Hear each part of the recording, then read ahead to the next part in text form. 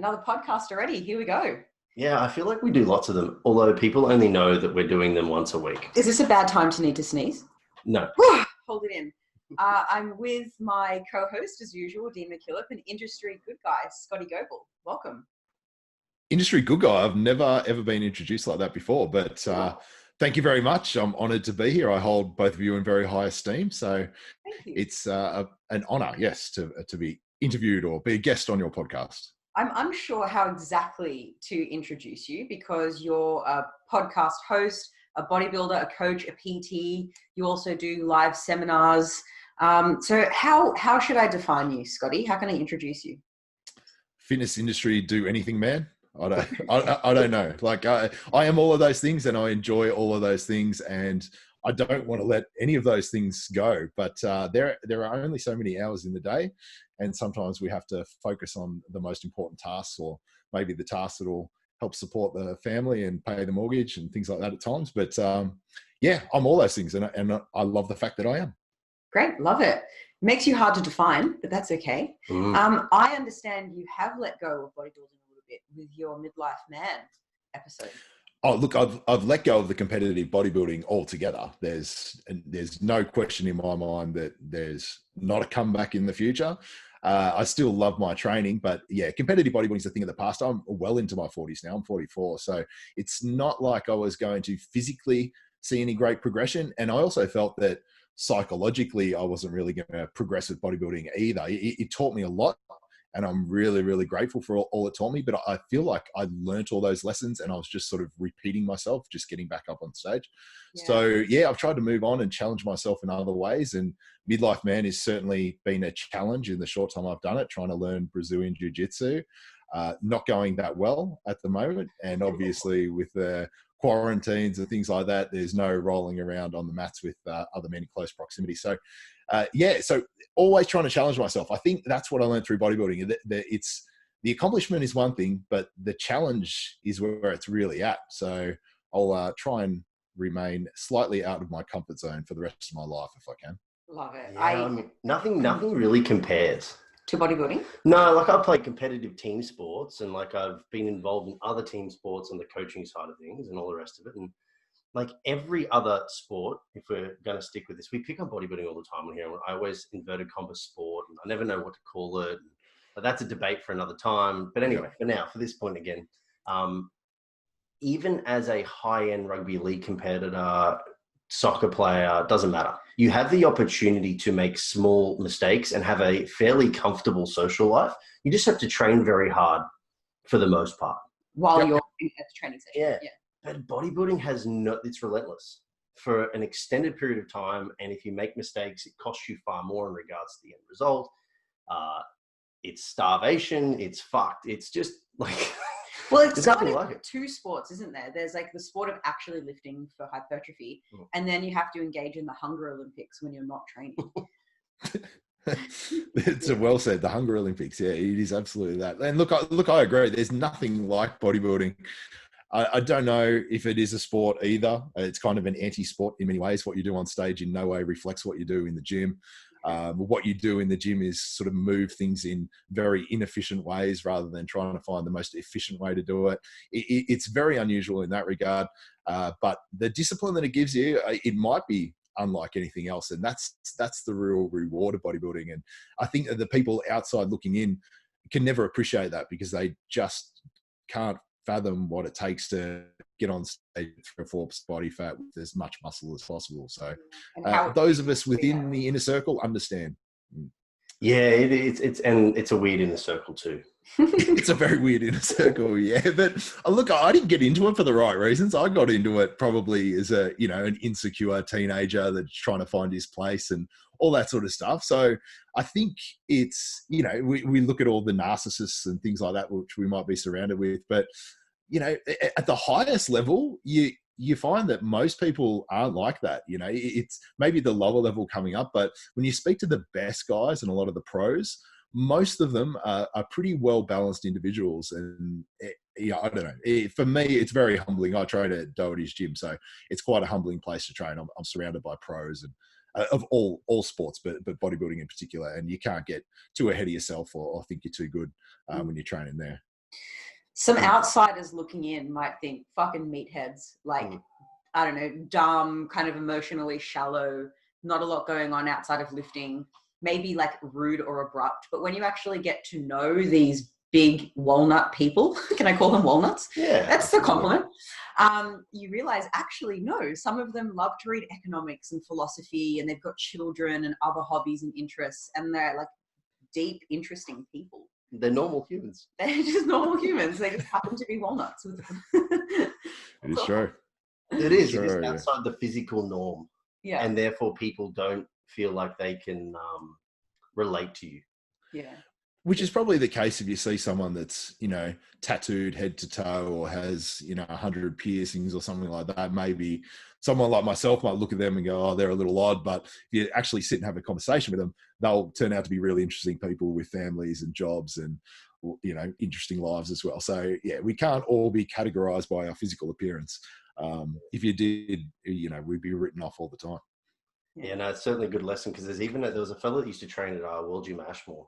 The Arakan guy? Yeah, but that was going to be my punchline. Oh, Just sorry. ruined there, but My no, bad. no, he's tattooed head to toe. His face is fully tattooed, and you look at him, you're like, damn, he's badass. And then he just says hello, and you're like, oh, he seems really nice. And then you find out that he's actually one of like the Gold Coast most well-known Arakan guys, and he's all about like sort of finding your zen and just being super chill. And he was so nice to Liz, and you're like, oh, I judged a book. Whoops. Yeah, well, you know, there's some dudes that have invisible lat syndrome and they're just like walking through the gym like, get the fuck out of my way. You can just tell by their body language. This guy's not like that at all. He's just like, oh, after you, like really sweet, but a tattooed face. Yeah. So you can't Yeah. tell. I think the invisible lat syndrome guys, probably they are masking insecurities. You know, they're trying to project an image that they don't even have. But, you know, if Josh Lenardowitz can walk around with his arms by his side, then, you know, like he knows he doesn't have to flare his lats. It's obvious the man's got lats. So I saw him get his pro card. It was what, Arnold's 2016? Well, it wasn't even Arnold's then. It was FitX. Was it? It was it was FitX because you would have seen me up there getting my dream shattered at the exact same moment. What was that? 2014, I think. I think it was 14. Yeah. Yeah. It would have been. Yeah, 2014 it was. Yeah. I read your competition diary from 2014 this morning, getting ready for this podcast. It was, you were, I don't know if you remember writing it because it was so many years ago. No. Yeah. I don't. Actually, unless there's another Scott Goble bodybuilder, because I tried to, you know, to get ready for the podcast, Google everything I could, Scott Goble. And there's what is he? I think he's a philosopher called J. Scott Goble. And I was like, is Scotty Goble writing this scientific literature on like this comparative ethnography? I was like, I don't think so. I think that's another Scott Goble. So yes, I'm pretty sure it was the bodybuilder Scott Goble, you who I'm speaking to, Bodybuilding Diary. You were talking about how you felt the day leading up to the show and the day of the show and sort of the pressure that you felt to have a smooth show and to perform well because you had, you know, your girlfriend, I don't know if it's... Yeah. Now my wife, yeah. Yeah, it was her first experience with a bodybuilding show and she was watching you on stage at the first time. Oh, crushing. Yeah. Bloody, and who do I come up against? Like a future top 10 Olympia guy. Sympathy marriage. Is that what we're going with now? Is it an extended sympathy marriage? But I really liked the diary because you were really honest with sort of like the nerves and so how much stuff there is to do. People think, oh, you slap on some tan and just kind of flex, but there's so much more to it. Yeah, a lot goes into it, and I had high expectations for that show. I fully expected to win that show, to be honest. Josh Lenardowitz at that time was not Josh Lenardowitz. He was just some big guy from Derrimut Gym that came in a little bit smooth. So, yeah, I planned on beating him, and I still like to let people know that I got one first place vote off him. So I think that means I'd probably be about 12th or 13th in the Olympia, thereabouts. Right. If you continued on that natural progression of growth, yeah, for sure. Yeah, I mean, yeah. You would have maybe even got 12th just based on presentation. So long as you can count the placings on your fingers and toes, you're doing good. Yeah, very true. Yeah, that is an unfortunate. I remember seeing him for the very first time at Cronulla Leagues Club, and he came out wearing a mask. Right? He was wearing coronavirus. No, it was one of. I think it was one of the old presidents. Was it an Arnold? Oh, it wasn't an Arnold Terminator mask. No. I think maybe I don't. Maybe I'm misremembering, but it was back in the old IFB Elite days, and man, they were like pissed at him for wearing a mask. I'm like, have some fun. But he was massive, and everyone was like, fuck off. The dude's huge. Like, who cares? What's he masking? Yeah. Jaw muscles? What's the big deal? Well, it was just theatrical. Yeah, but Yeah. I'm saying, like, what's their problem? It doesn't matter. It's not hiding anything that they're marking. It's true. But That's funny. mate, we haven't actually asked you who you are, just for the people Oh, know. sorry. We normally start off by saying, like, who are you, what do you do, and why do you do it? So you want to give everybody a bit of a rundown on who Scotty Goble is, and then we're gonna jump into the evolution of prep coach, I think, after that. Hang on, quickly. Has anyone ever told you look like a Joe Rogan? No, not Joe Rogan. No, Okay. I get Vin Diesel all the time. Oh, yeah. I see that. I had the biggest crush on him when I was a teenager, so it's not a bad person to look like. No, it's Before just I realised I shit back. it's basically anyone with some muscle and a shaved head gets compared to Vin Diesel, so it's not really that great of an honor. But so who am I? I am a bodybuilding tragic, I guess you could say. Bodybuilding has dictated my life from when I was 14. I started weight training, and I decided I wanted to learn as much about it as I possibly could. So that dictated my educational pathway. I went on and studied exercise science and graduated from that, and then started working in the fitness industry. So I was always doing something. I was selling gym equipment, working in gyms, working in GNCs, managing GNC stores, sales repping on the road. And the entire time I was training myself. I didn't actually compete until I was 28. So it took me 14 years of weight training to actually get on stage. But when I did, I tasted some success, and I think I felt the actual physical and psychological progression that I was making by testing myself in this way. And I went on to keep competing over 11 years in total. Took out some good titles, took out some Mr. Australia titles, and competed overseas a few times, and had a ball doing it. And sort of fell into training. I tried to train people early on in my life, in my 20s, when personal training wasn't such a big deal. And I thought it was the direction I should go, but I just hated it. I just couldn't deal with people that didn't have my same level of motivation and drive, and I couldn't understand them, and they just frustrated me endlessly. So it was not something that I could do. There's probably 3 or 4 times in my life that I've tried to become a trainer and failed, or just given up. And then eventually I had established enough of a name in the industry that the people that I started to attract, or the people that started to inquire with me, were actually serious people. And then I found I could train them. They didn't annoy me so much. And since I've stopped competing, I've softened a great deal. And now I recognize the psychological challenge that's involved in getting people that aren't as motivated and aren't as driven as me to actually be able to see through their goals and actually move forward in a positive direction without giving up. So I have just evolved, I guess, in terms of my business now is primarily coaching bodybuilders, but I do work with a few everyday people as well, and I very much enjoy those everyday people. I must admit, they're probably more serious than your average sort of fat loss client, but yeah, that's a little bit about me. A lot of what I do is in person at Doherty's gym. A lot of what I do is online, and then I do a smattering of other things in between. Like the MidLife Man project and some seminars and some other things like that. I own a supplement store as well. So I keep nice and busy in the industry. You want to give that store a quick plug? Yeah, it's S&A Supplements down in Moonee Ponds. Yes, we are still open. Cool. Yeah, I was talking to Rory the other day, and he said he saw it. I was like, oh man, I forgot that you even had that store. Like, yeah. Sometimes I forget. That game for so long, you know? Yeah. So I actually watched the MidLife Man episodes. You've got 3 up at the moment, I believe. Yes. And you just before were talking about, people that previously frustrated you, you now start to understand and like help motivate them. And you started jiu-jitsu, I'm understanding, before you tore your groin and like warming up in the first week or something. Correct, yes. And you were saying in, I think it was the first episode or maybe the second, that it was quite terrifying to you because you don't want to look silly. You don't want to hurt yourself. None of it's familiar. And I guess that's the way people feel when they start bodybuilding, or they just like start healthy behaviors for the first time, because everyone in the gym has done it for ages. They know what they're doing. They have their little clicks, and then you walk in there, the new person, and you don't have all that stuff. And it is scary. You don't want to look silly. You don't want to hurt yourself. So I thought that was really cool that you put yourself in their shoes like that. Yeah, look, I knew nothing. I'd never been in a Brazilian jiu-jitsu gym before, and I was walking in there to meet a black belt who was an ex-UFC fighter who just said, "Don't worry about it, mate. Just come down and roll." And I was just absolutely terrified. Like I had never been terrified before. like to the point where I just didn't want to do it. I just didn't want to do it. I just thought of many possible ways to escape that situation. I don't have to be here. Why am I making myself do this? And I can totally understand that someone who's never walked into a gym before would feel the exact same way, especially a really intimidating gym like a Doherty's or something like that. It would be really hard to walk in there.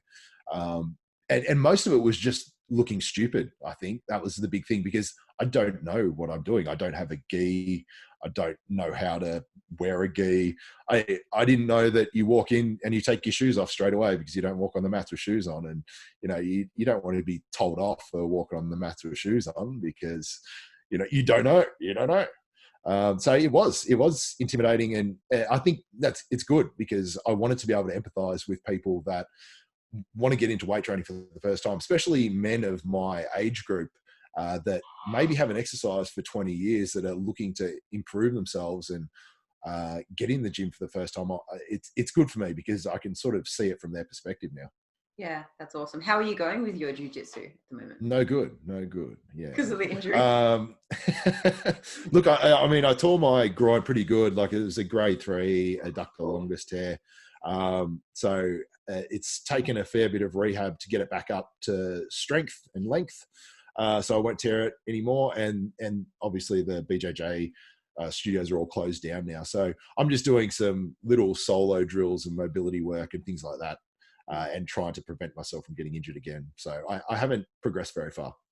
Maybe the gyms can open back up if you do 69 BJJ rolls. It's true. It's the Corona roll. Instead of face-to-face. It's a Corona roll only. Have you seen the Corona Sutra? There's a picture going around on the Corona Sutra. How to keep your faces away from each other while you're doing things. That's brilliant. That took me by surprise, that comment. Yeah. That in the BJJ world, we call that the north-south position. So okay, I'm renaming it the 69 BJJ roll. Equally appropriate. Yeah. If there's anything two men want to know, is that they're in the 69 jiu-jitsu roll.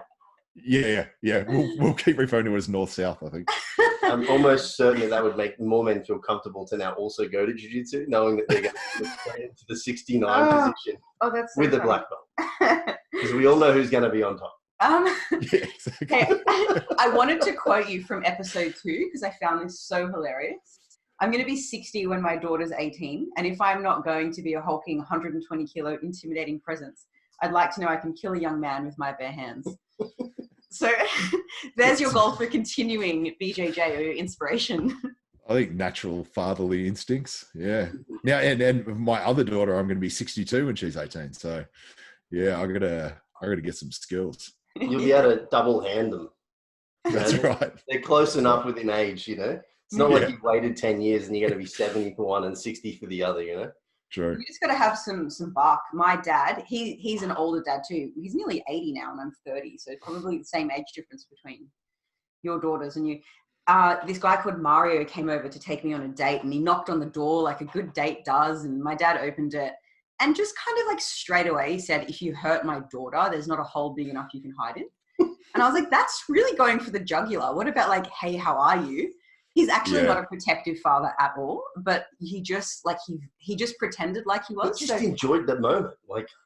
Well, you know what? I don't have a lot in common with my dad, thankfully, but we both love awkwardness. So my dad just like sat there and just, whiffed up all the awkward fumes. And I love doing that too. He would have felt the poor maybe kid's that's hands all tremble. it was. So if you can just have some good one-liners to scare the shit out of some people, if this injury doesn't go away, that may be all you need. Yeah, no, I don't mind a bit of awkwardness myself, so I'll let him sit there and sweat in an uncomfortable silence, and I'll enjoy that moment. It is you wear jeans and wear essentially high heels underneath it. Don't actually wear high heels because if you see your toes, you'll know you're lying.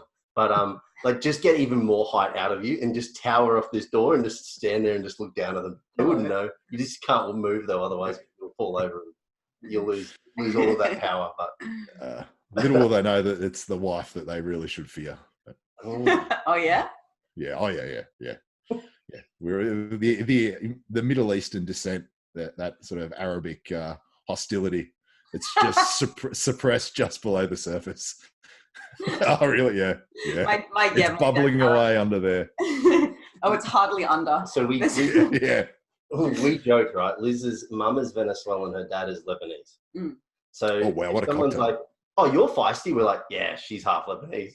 But if they're like, oh, you're really pretty, we're like, yeah, mum's Venezuelan. Yeah. I think the South Americans have a bit of fire, don't they? Oh, of course. Yes. Yeah, very mouthy.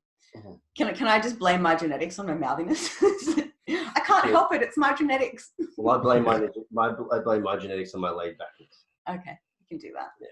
Or my emotional shallowness, as you put it.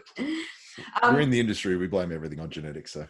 It's true. That is true. The G word. Unless someone says, wow, you look great, you must have great genetics. And you're like, it's not my genetics. That's offensive. Work hard. Yeah. Absolutely. Only when appropriate. So tell us, Scotty, where do we want to see the MidLife Man go? What's the goal? Look, hopefully we can just empower lots of middle-aged men to do something of a physical nature and just improve their health, both physical and mental health. That's it. That's it. That's exactly what we want to do. We're not doing it very well at the moment by getting injured, but hopefully we can provide them with some of the basic skills to get into the gym. Obviously, that's where our real expertise lies, and that's what you're going to start to see from episode 4 is just some basic instructional stuff. And I do think weight training is possibly the safest and most beneficial thing that middle-aged men can do if done correctly. And I think there's plenty of evidence out there that it will improve both their physical and mental health. And it's just I feel like a population that is largely neglected and sort of victimized to a degree these days. So that's what we want to offer, a little platform for men to learn about how to get started and improve their lives. Yeah, cool. It's really cool. It seems to be quite good, especially down Victoria. Well, at least this is probably a bias because I've got a friend down in Victoria who's even been involved with footy clubs. And they do some similar sort of setups where they're getting young and middle-aged men into footy clubs to become active in their midlife and social and have the ability to have conversations and all the rest of it, because it isn't something that's typically spoken about, especially in footy world. But so from what you've told me anyways, don't they sit around and share their experiences with each other? And that's part of the training, like the connection. It's not just running around on a field. In that particular instance, yeah. Yeah, that's cool. I liked that Luke that there was 2 points he brought up. He was like, what we want to do is help you get started and stay consistent. And there's not these rules around it has to be 5 times a week or it has to be an 8 out of 10 intensity. It's just get started, be consistent. Absolutely. That's the hardest thing when you're starting out. And it's been the hardest thing for us as well, getting into our new endeavors, was getting started. It is daunting, very, very daunting getting started. So I think, if you set the expectations or the demands on someone who's getting into fitness too high, then they're going to be put off. Just doing something is a lot better than doing nothing. And then if you can do that little something consistently, it builds over time and the momentum grows and you start to see the benefits. So yeah, absolutely. That's step 1, get started. Step 2, get a little consistency. It's funny how relevant that is now when all the bodybuilders don't have access to their regular gym. They might be sitting around doing fuck all.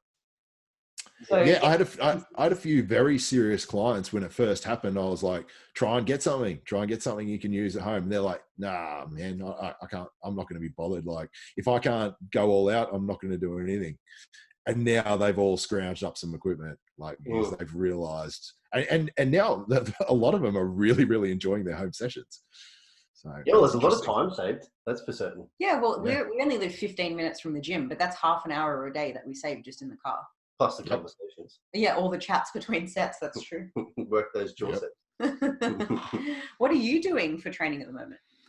I don't have an elaborate setup by any means. I've got some adjustable dumbbells. I've got a little suspension training system, and I've got some bands. And that's what I use to train. And so far, my sessions have been great. I really enjoy them. It's different. I have to get creative, but that's a nice new challenge in and of itself, using my brain while I train, rather than just going in and relying on having absolutely everything at my disposal. So that's what I'm doing. And then I've got my little mats there as well, which I try and do my mobility work on, trying not to get injured. You said that you studied ex-phys, right? Or technically it was a Bachelor of Science in Human Movement, but it was essentially exercise physiology. Yeah. That's your degree, right? Exactly the same. Yeah. I was going to say, I laugh. Like what I've found is that the individuals that go down the exercise science route versus the exercise phys. So like in Queensland, you had the opportunity to separate in the 4th year by whether or not you did your prac in a typical strength and conditioning setting, or if you like spread yourself out to things like musculoskeletal rehab and cardiac and all that kind of stuff, right? Everyone that went down the exercise science, just down the S&C stuff, are the people that don't want to train Gen Pop traditionally. Yeah. And they get into the gyms and they're like, this is not what the fuck I thought I was going to be doing. I lasted 6 weeks, Scotty, as a personal trainer. That was my effort. Then I gave up and went, nah, not for me. But the ex-phys people by default of wanting to look after special population typically like those individuals. So yeah, it's the same route. But the reason that I was trying to clarify is because through that degree, you understand the principles of hypertrophy. So with the equipment that you have, just like some resistance bands, body weight, what else did you say? You had some suspension? Dumbbells up to 24 kilos and the suspension trainer, yeah. Right. So enough for your pinky. So, but you still understand the principles of, mechanical tension, proximity to failure, volume, all of that stuff. So regardless of the equipment that you have, you just apply those principles and Bob's your uncle. Exactly. Yeah, exactly right. Like, I don't actually know if we went over the principles of hypertrophy back in 1995, but I've got a good sort of foundation of knowledge there. Yeah. From back in the uni days. And you're exactly right. Like I don't know, if you get creative, there's a lot you can do. Like if you ever done a pistol squat, probably most bodybuilders haven't done a pistol squat, but you could do a band assisted pistol squat, or you could do a suspension trainer assisted pistol squat.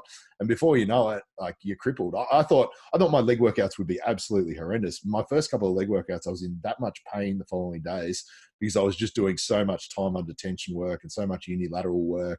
And it was just hitting me in ways I hadn't been hit in a long time. So with that equipment alone, I can get incredibly sore hamstrings.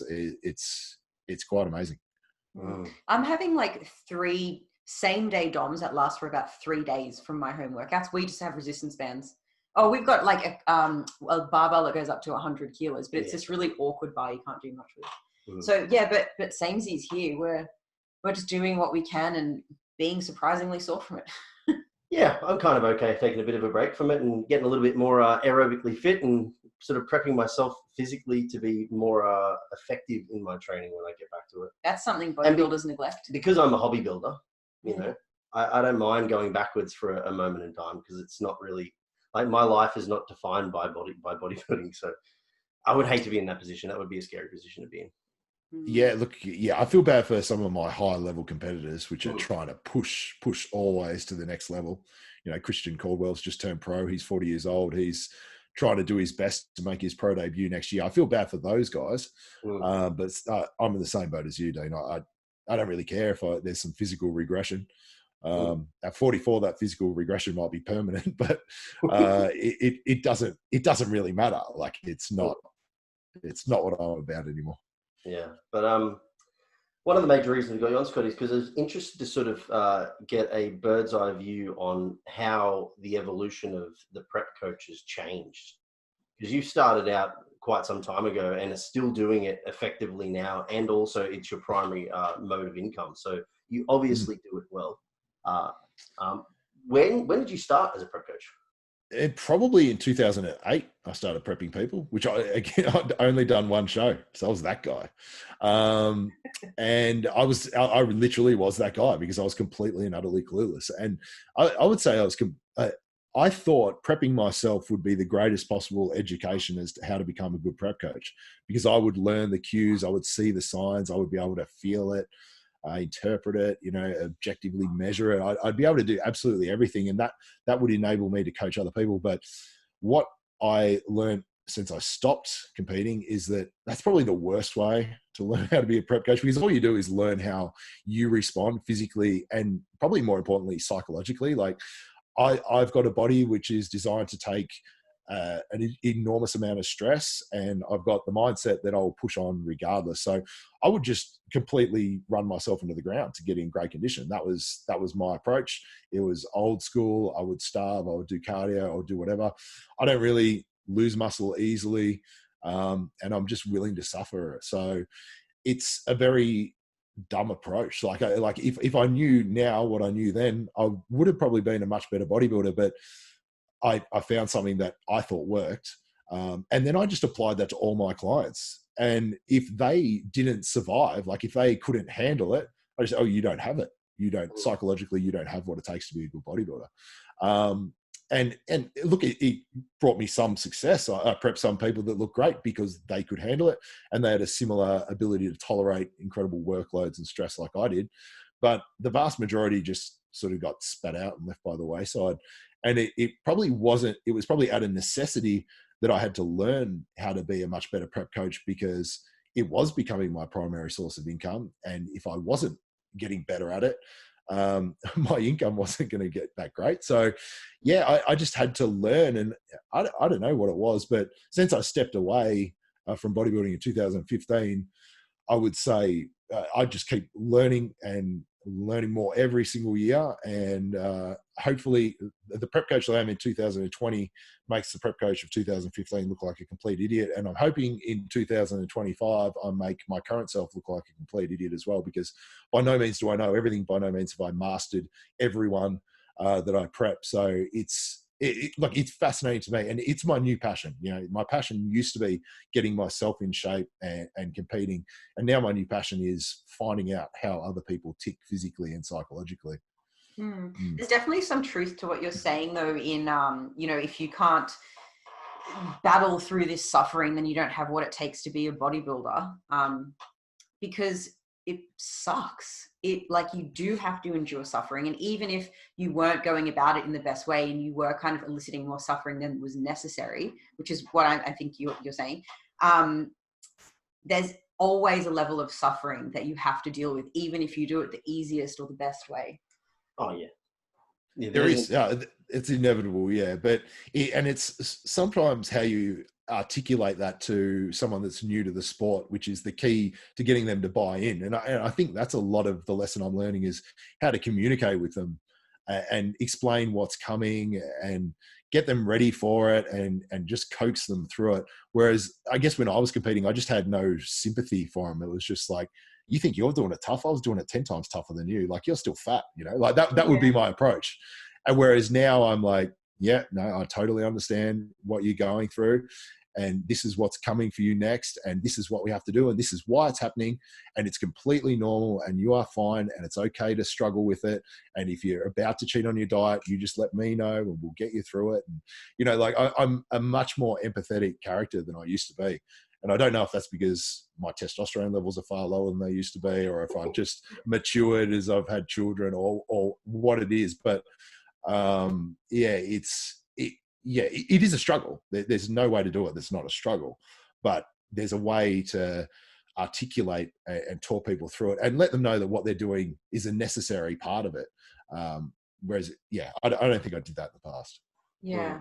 Do you think that the management of the stress of prep for you as a coach is coming now back more to the psychology and more to the conversations? Or are you also using things like nutritional interventions and training variation and stuff like that to manage that too? Yeah, I'm definitely getting better at the physical aspect of it, the training variables, the nutrition variables, the drug variables, all of that sort of stuff. But I would say my real evolution and growth has been in the psychological aspect of it. Whereas in the past, if I had someone that wasn't adherent to a food plan, I would just be like, whatever, I give up. Like, you know, like, I can't help you, sorry. And now I'm trying to figure out, how can I get this person to be adherent? Because you come across some people which are incredibly gifted and maybe even incredibly hardworking in the gym, but just will not follow a diet. If you can take that person and get them to follow a diet, even if you're taking them from 70% compliance to 95% compliance, you can have a champion on your hands, and you can chip away at it. I've had people that over the years have gotten better at dieting, to the point where now they're 100% adherent over, it might have taken 3 or 4 contest preps to get them there, but you can work on that sort of stuff. So that's probably where my greatest evolution has been. But I'm certainly learning about controlling the other variables, the nutritional interventions and the training protocols and cardio and everything else as well. Well, they all kind of intertwine. Obviously, the more we manage the physical, the more it's easier for us to manage the psychological. But I say this to my clients whenever they come on board with myself. If I've seen a client come from a suffering approach and they got really, really lean, it's a big tick for me because it kind of tells me Oh. they have the capacity to hang on, right? Yes. And then it's like, oh, if we manipulate the variables so that it's a better physical environment, this is going to be a huge win.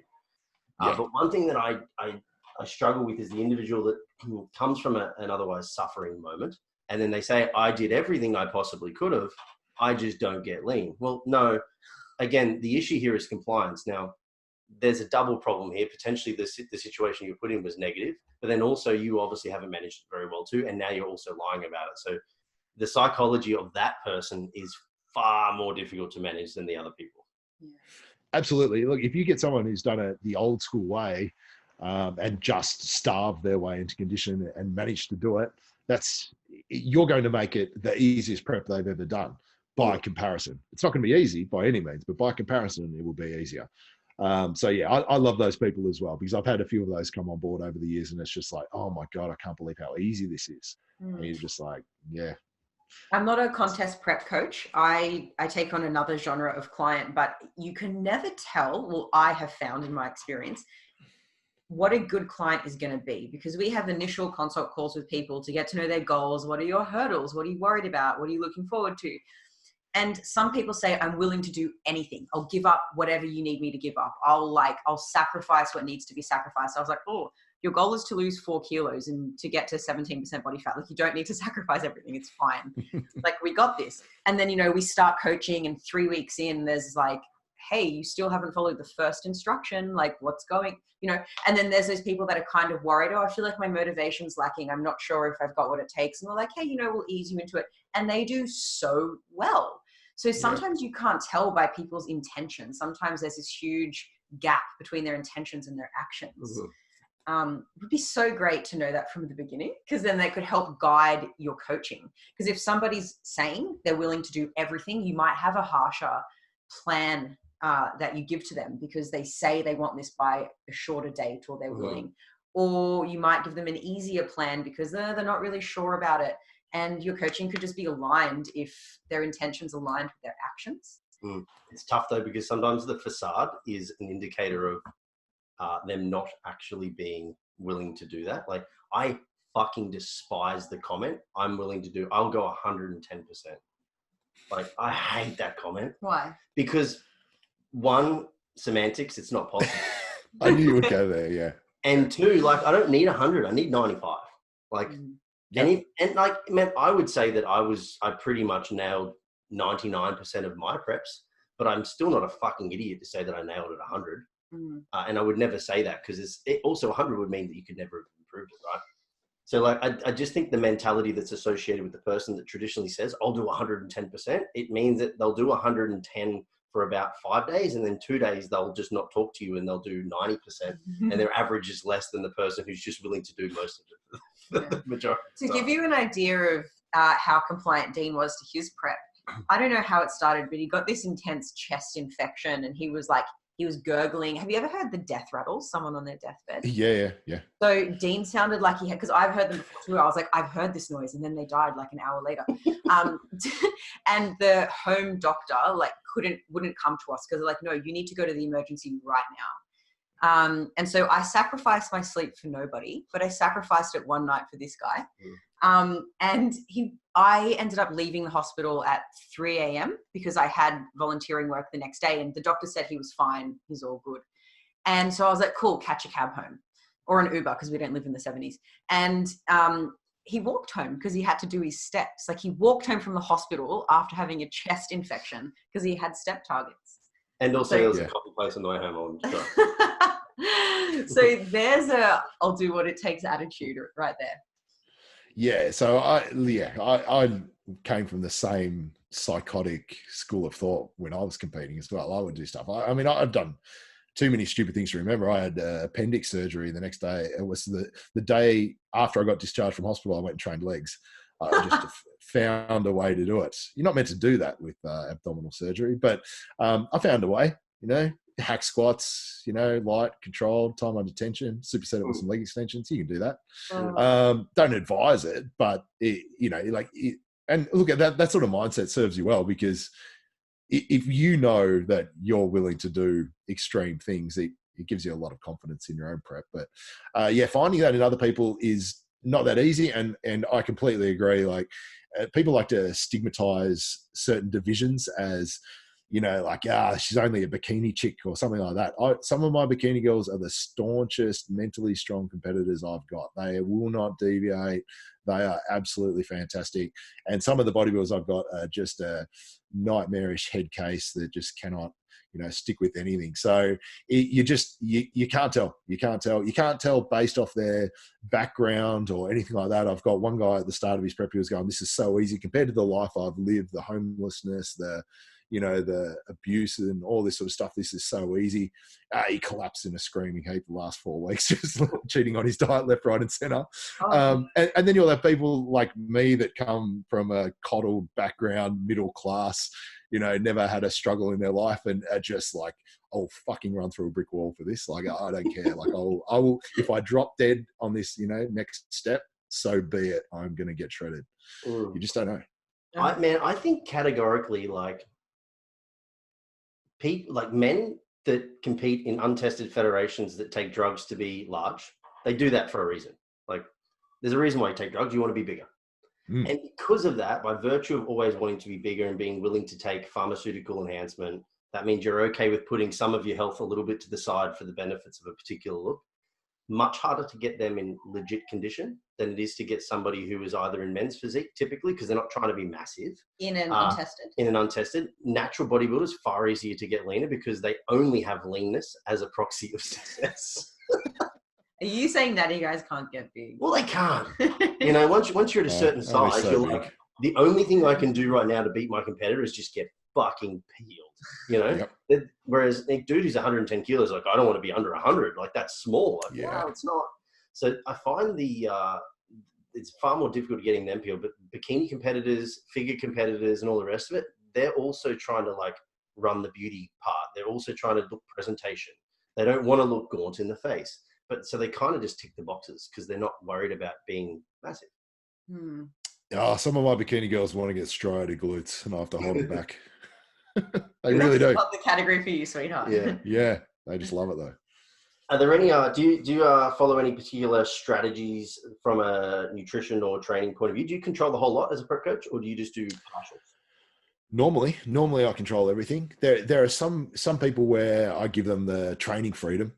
Because they're just really good at it and they know what they're doing, and we just discuss a little bit about it. Like, we just talk about what they're doing, and I might say, it's probably, you know, they might say 4 weeks out, I'm thinking about drop setting everything and increasing my volume, doing 2 a days. And I'm like, maybe not, you know, like they're like, so, I have a say in what they're doing. But like Christian, this year, he trains himself. He's a very good trainer and a very good coach himself. So we only just discussed, okay, Christian, you need to pull back. Like, you need to do a deload. You need to back off a little bit and things of that nature. But it was all sort of very vague, and he took that and understood it really well. So, but for 95% of my clients, I control all the training, all the nutrition, pretty much every variable.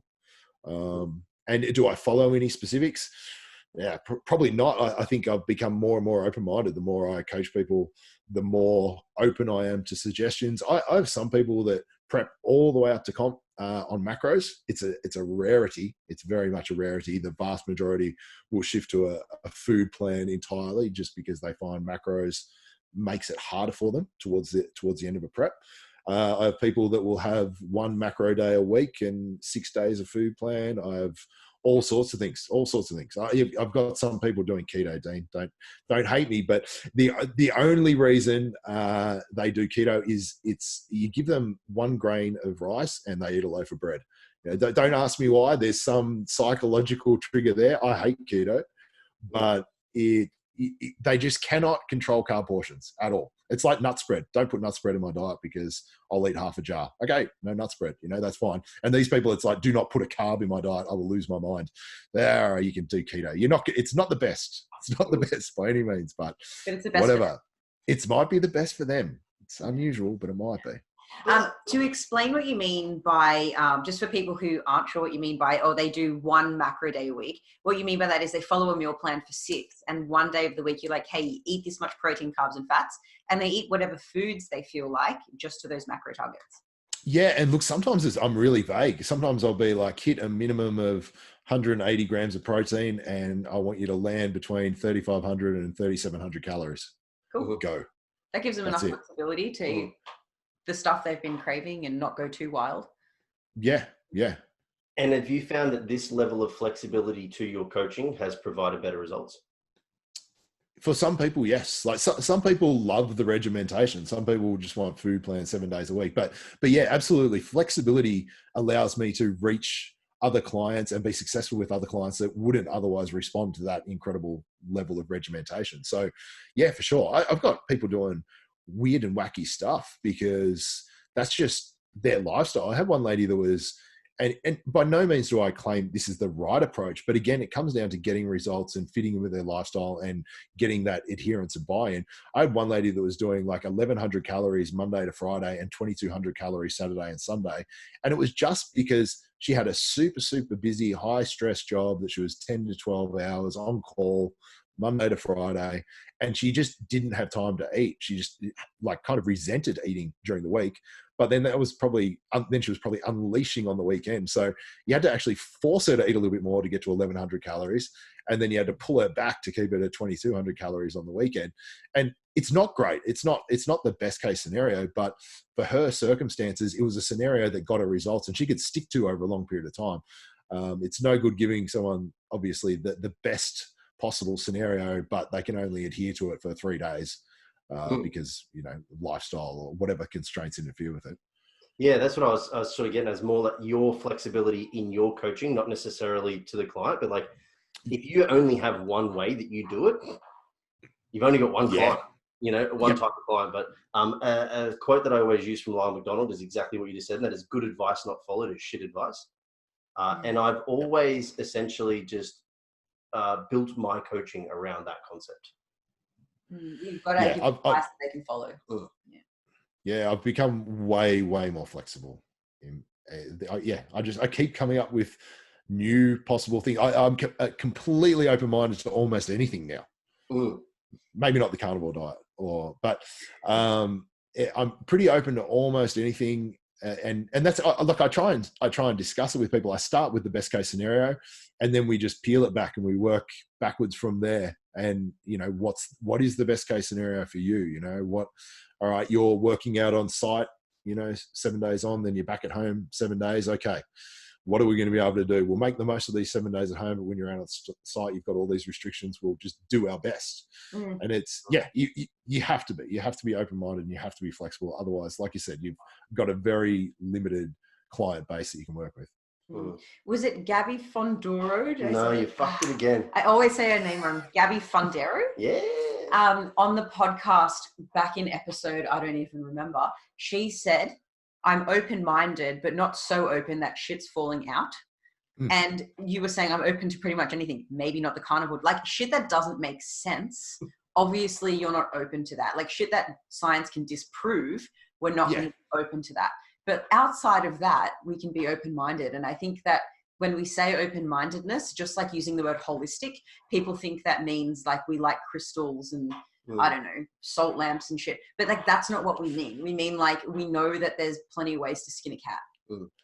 Yeah, there absolutely are. And there are some things you have to do nutritionally, like you just have to do them. And I've got my people that just refuse to eat vegetables and things like that.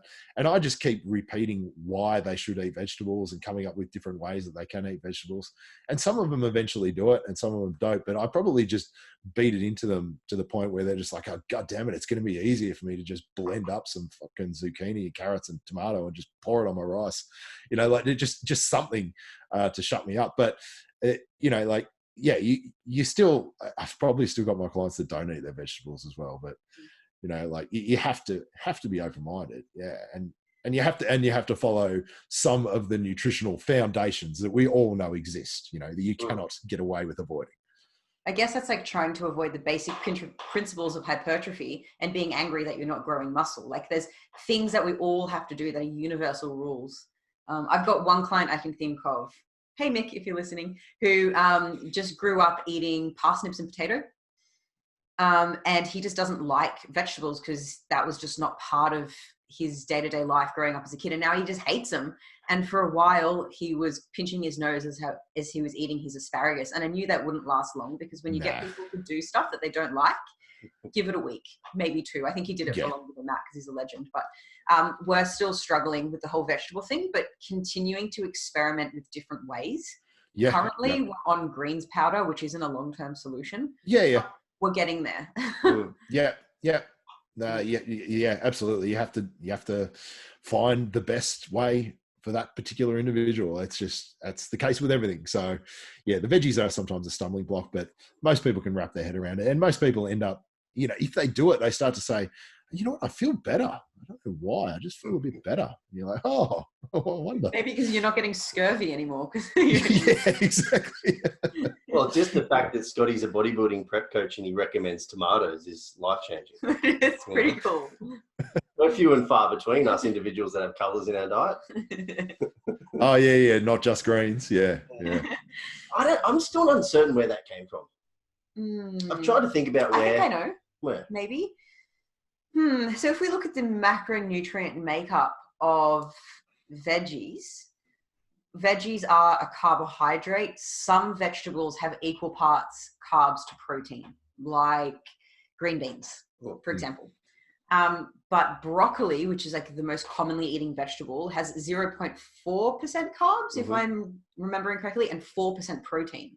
So we're able to eat a vegetable without the carbs and more protein. So maybe that's where like the broccoli thing came from. But I think that just comes down to a really narrow understanding of nutritional needs, because we know that, God damn it, if you just got all of your carbs from vegetables, you'll be eating like 10 kilos of veggies a day. And there's 6.6% carbs in a carrot. What's capsicum? Anyways, colored vegetables are a little bit higher in carbs, not by a lot, by a few grams, but maybe because people are a little bit carb phobic. They're like, green vegetables, it's lower in carbs and higher in protein. And like, perhaps that's where it came from. But somehow rice is cool. I don't know. Yeah. There is some random ones. Yeah, it'd just come down to the macros. Absolutely. They've just vegetable. All right, I need vegetables. Let's look which is the one that's going to do the least amount of damage from a caloric standpoint because I don't enjoy it. All right. Broccoli. Done. But what are you saving? Like 3 calories? The actual. You've worked in a protein store long enough, don't you? You know the people that come in and look at the back of the protein powders and find the one that has 0.3 grams of carbs instead of, this one's got 1.1. Yeah. And you're using 30 grams, you fucking idiot. Yeah. Didn't you get abused one time? Oh man, we had this dude who was shopping with me for ages, and turned out to be my PT client later. He was getting a blend. The blend was like 80% protein, 4% carbs, 4% fat, something like that. Yeah. And then he was using it, as like sort of a meal, a snack. So it's like, this is thicker, this is nicer. Like, just drink that. It's fine. It's cheaper. Cool. And then he asked this open question to one of my old workers. What's the leanest? No, he said, "Is this the best protein?" And he was like, "Well, best depends. Like, if you wanted to compare, he wanted to know if the WPI was better. It's like, if you wanted to compare it, this one is better in protein. If you want to look at it as a percentage, but it doesn't mean it's better in application." And he just heard better in protein and went off his fucking nut, and like wanted refunds on everything that he'd purchased for the entire like 6 months. Said that we'd like taken for a ride. Like, I'm like, oh dude, you need to settle the fuck down. Anyway, he came back like 3 months later and apologized to me because he was an absolute cock on the phone. And because I happened to call him like over 2% of protein.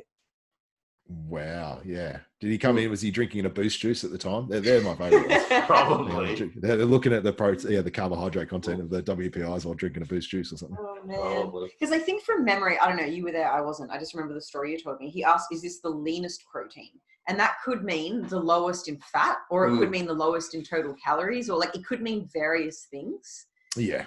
I think you might be right. That was his terminology. And then, the person tried to explain it all, but just got lost in the fact that it had had more carbs. For readers that don't quite understand macronutrient needs, Dean would eat 200 grams of protein a day, probably 600 carbs. Am I getting this right? I don't know.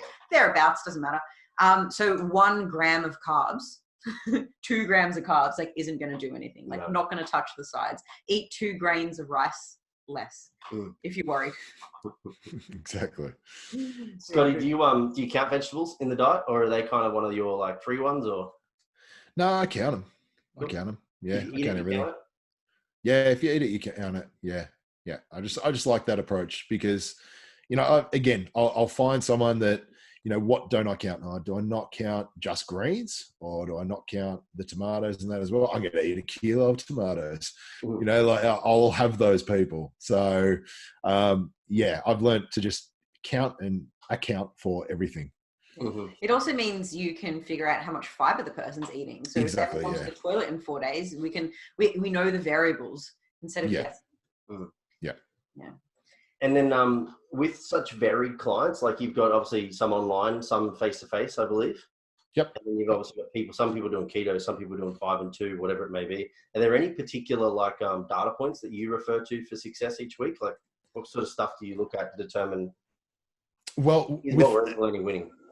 Yeah. Look, a lot of what I do is with the online stuff. A lot of the measures I have are just purely visual and scale weight, and that's what I've got. You know, I can't really do calipers. I don't really ask for DEXA scans and things like that. They're interesting. I quite like it when people get them, but I'm not interested in what the Tanita bioimpedance scales tell me or anything like that, because people quite often want to send me their scans of their bioelectrical impedance tests and things like that and see what I think. And I don't think that much of them as a general rule. So mostly what I do is body weight and visual. And, you know, that's because that's what I've got and that's what I can rely on. And I've done it long enough now that I can look at someone and I'm pretty good now saying, you know, how much weight do you think you have to lose? 11 kilos? Yeah, you've got 17. And that's generally how it goes. So yeah, and then I just work back off that. I look at them and say, I think you've got this much to lose. We've got to allocate this much time to lose it. We need to start yesterday. Yeah. This is for contest prep, right? For contest prep, yeah. And that is what a lot of my coaching is. I mean, I do have my lifestyle clients. And again, what I use is visual and scale weight. But a lot more is their perception of what they want to look like is the goal. And that's much harder to measure and quantify. Isn't it? Do you have an allowable amount that you do try and sort of drop off per week if that person does have 17 kgs to come off? Well, they got 17 kilos. I tell everyone half a kilo a week. If you're doing any more than half a kilo a week, you're already behind. So that's what I'd say to the 17 weeker. You got 34 weeks to prep. That is a very awkward laugh, and I have the same laugh. I'm like, oh fuck, like you're not gonna like this. And if it's close, it's like you're really not gonna like this first phase, you know, like because we're putting 17 kilos from 34 weeks into 20 now. So buckle up, man. Shit's about to go south. Yeah. But I think, I mean, as much as I like objective data, I think photos and scale weight are still probably the two primary things I use too. I think there's too much like validity put in even DEXA scans. Like you said, they're interesting, but they're also like just as subjective to problems as even what your eye is. So like use the one you do the most. Do you mean because of hydration and glycogen? Yeah. Okay. Yeah, people can freak out about a DEXA scan. I've had people that they're super excited. They look in the mirror and they go, oh man, I've never looked so good. I can't believe I look like this. And then they'll go get a DEXA scan and they'll call me up. They'll be devastated. You know, it says I'm 8% body fat and I've lost 2 kilos of muscle. Oh my God, what's gone wrong? And it's just like, you know, 2 hours ago, you were wrapped. You couldn't, you know, like throw those arbitrary figures out the window and go look at what you see in the mirror and think about that. Like, you're not going to hand your one night stand or the bodybuilding judges your DEXA scan. They don't give a fuck. They just care how you look. But Dean got a DEXA scan like 2 weeks out from a couple of shows ago. It was like 8 weeks out and then 2 weeks out and I lost 4.5 kgs of muscle. It was awesome. And like no fat, which clearly wasn't the case. It was so good. I was like, fuck yeah, success. That was great. I just spent $80 to get told something that's completely irrelevant. Like, if anything, this just sort of validated my opinion of these things, you know. Yeah. And it was under the same machine, same software and all that sort of stuff, because I've known people to get DEXA scans on different machine or different clinics or whatever that run different software different algorithms. But then doesn't that tell you there's something wrong in the beginning if they've got the athlete software and then they got the everyday software. Shouldn't just the software and the machine just do it? Like, isn't that just they're measuring the same machine, human beings? Yeah. I don't know why it would change. Yeah, so yeah, I don't know. Look, they're interesting, and I like it when they come back positive and people are happy with their results on the DEXA scan. But more often than not, people come back upset with their DEXA scans, from what I can tell. So I prefer not to get them done close to a show. Yeah, and the problem too, though, is the positive one generally happens at the front end of any change, and then the end point is when the negatives start to occur. So you kind of like you get the positive, and you're like, "Fuck, this is going to result in a negative later." Like, this is bad. Like you're like. I almost like, Liz has had this happen before. The client, he got a whole bunch of like lean mass gain. I'm like, just tell him that he didn't get it. Like, you're better off tearing him down. He was like, Liz, how have I gained so much muscle? Oh my God, can you believe I've lost all this fat? And looking at the math, it didn't add up because he'd only lost like 9 kilos on the scales or something like that. But the DEXA was saying that, I don't know. It was, and I could have looked good and gone, oh my God, how cool is my coaching? But I had to kind of like cut him down a little and be like, hey, this is great, but... Yeah, I'm like, think to the future. This dude is definitely going to be disappointed in 12 weeks. Absolutely. But, yeah. That's pretty funny. But who's better, Scotty? Your era or the current era in amateur bodybuilders in Australia? Oh man, this era by a mile. Are you kidding me? Like, I'd be lucky to be a top 6 super heavyweight when I was cleaning up back in the day. So yeah, it's gone leaps and bounds, Australian amateur bodybuilding. There was probably an era prior to mine where it was actually better than mine as well. But so I was very lucky to compete in this little dip in quality and claim some titles. But yeah, nowadays the guys are really good. And I don't know what to put that down to. I think it is a combination of much better knowledge and much superior coaching, but also think there's a clear pathway and progression mapped out for people that have high aspirations and want to move on to the pro ranks that wasn't there when I competed. Like literally the only way I could get a pro card was to win an amateur Arnold in America, which seemed absolutely impossible, or go compete in a drug tested world championship. That was it in the early days, from like 2007 to 2010 or 11 or so, thereabouts. They snuck out the odd one. They would give Dimitri would ask for one and he'd get one, but there was no. But then random people would just be knocked back. There was no clear pathway and progression, which there is now, and I think that's certainly incentivized the more serious guys to get serious and raise their game. So yeah, it's way better now, way better. There's actually a little bit of money in bodybuilding now at the top ends, and that wasn't always the case. So maybe the incentives have changed. I mean, with the rise of social media, you can get sponsorships and actually make money from being an Instagram bodybuilder. So I guess there's a bit more in the prize pool now too. Yeah, it's for sure.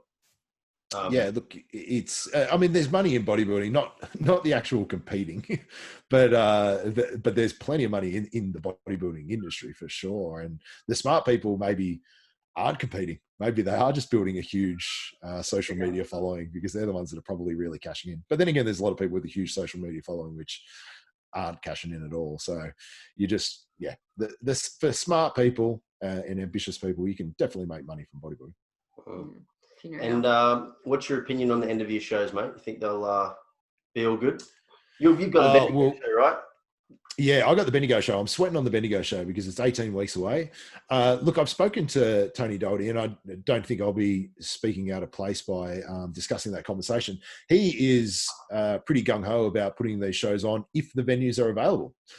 That's completely and utterly out of our control. So it's possible the venues will not be available, and in which case you can't stage a show. But if the mass gathering laws have changed by then, Tony will put these shows on whether the gyms open up at the start of September, even if the gyms have not opened, but there are venues available for mass gatherings. Tony will put on a show. So for those that are concerned, look, we cannot alleviate those concerns by any means, but the intention is still there to stage the shows, assuming these venues are open. And that's the limiting factor. And none of us have lived through a pandemic before.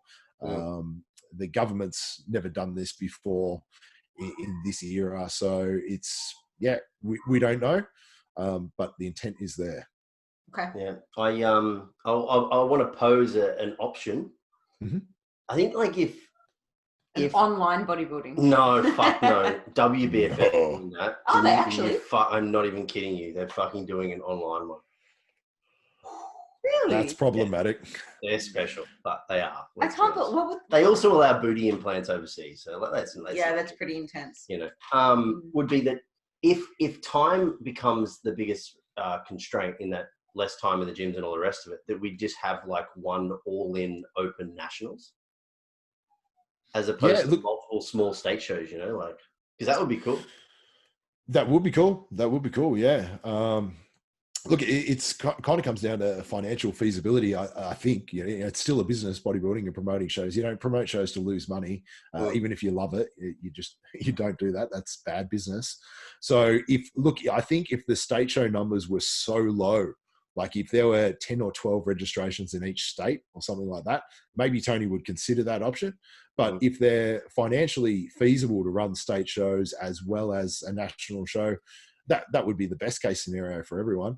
Sure. I did speak to Tony about being proactive about maybe pushing it back to even November just to give people extra time in the gyms and everything else. But the problem with that is that most of these venues are booked most weekends. You have to get in early and book your shows at least 6, 9, 12 months in advance. And if you haven't done that, you're in trouble. And when these venues do open up, everyone's going to want to access them finally. Like a lot of things have been put on hold, and the things that have been wiped off in June, July or whatever, everyone's going to probably want to postpone those events till November or December or whatever it may be. So it's going to be very, very hard to just postpone or just push something back a month or two because of venue availability. Yeah, I don't think they've chosen the Queensland one yet. I think they have. Just not a date. I think it's the Sleeman Centre. Is it the Sleeman Centre? That's where they've said they've got nationals, but I think the Queensland show currently is still sitting as the TBA.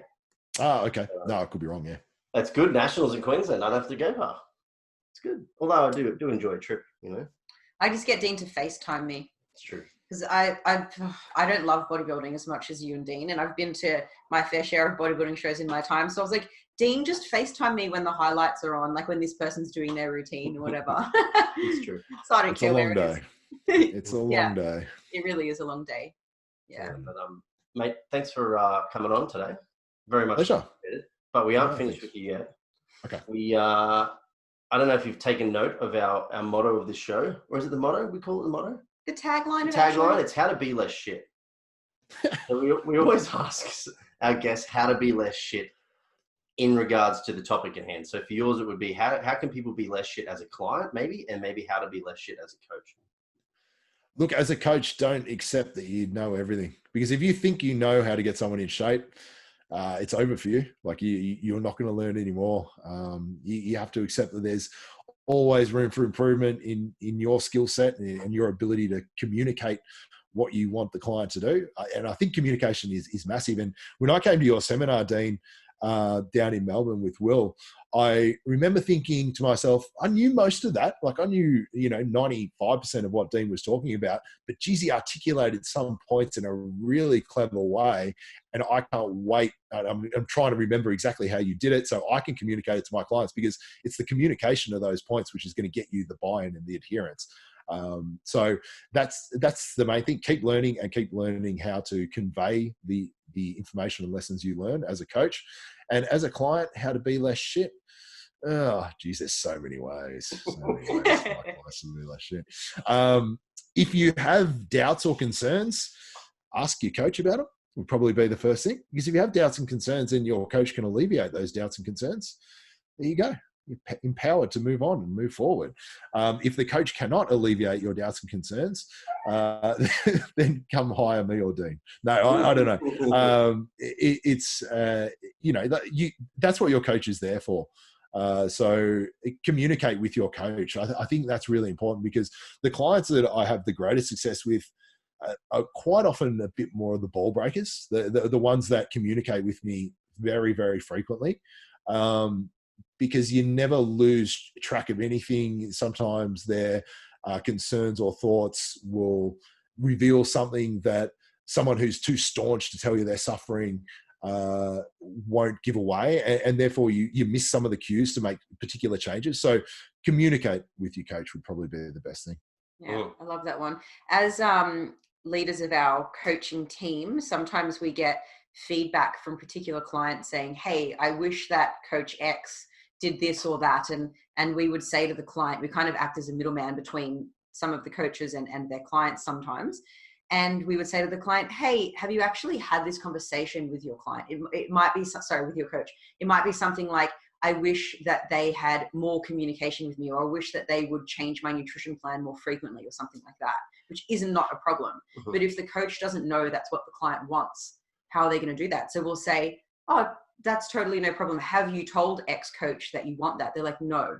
So like, okay, maybe start there. And then with a bit more communication, things just, we don't have crystal balls as coaches to know what you want unless you tell us. It's not always going to be a yes, but sometimes it can be. Yeah, don't come to me 2 months later and say, oh, I thought that 250 grams of rice was a raw weight. I wonder why I was so full.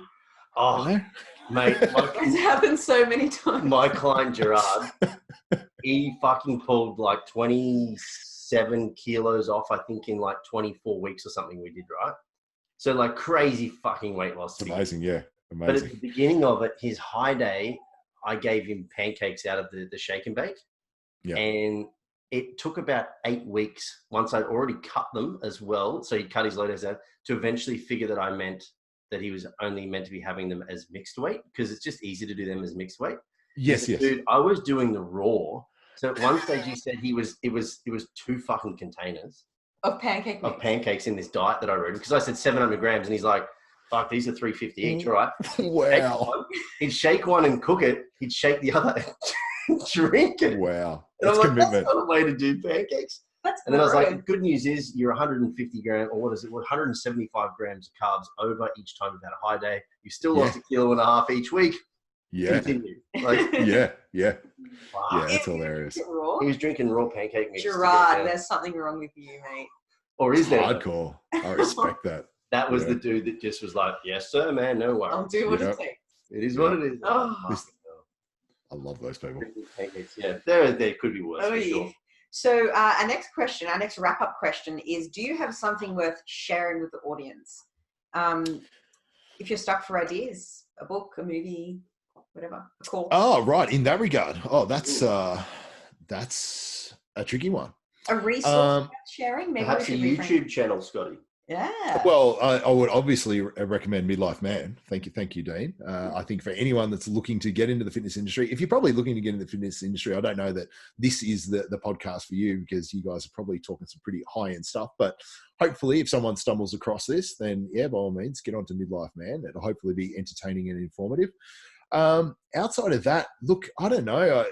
I don't really have mentors that I follow. I like to think that you can learn a lot from almost anyone, not everyone, sadly, but you might find someone that you don't suspect will be providing you with a great deal of knowledge that comes up with a little gem every now and then. So look far and wide would be my advice. Learn from as many people as you can. And if you've got a good bullshit filter, you'll be able to siphon out all the rubbish and hopefully stick with the good stuff. That is true. Love it. Very good. Oh, fast round questions. This next question, Dean and I were thinking about changing it last night, because the last 4 guests in a row have had the same answer, but we'll give it a go. Yep. It's your last 24 hours on Earth. You're perfectly healthy and the world will continue after you're gone. But how do you spend your last 24 hours? I would probably very boring. I would spend it with my 2 daughters and my wife, obviously.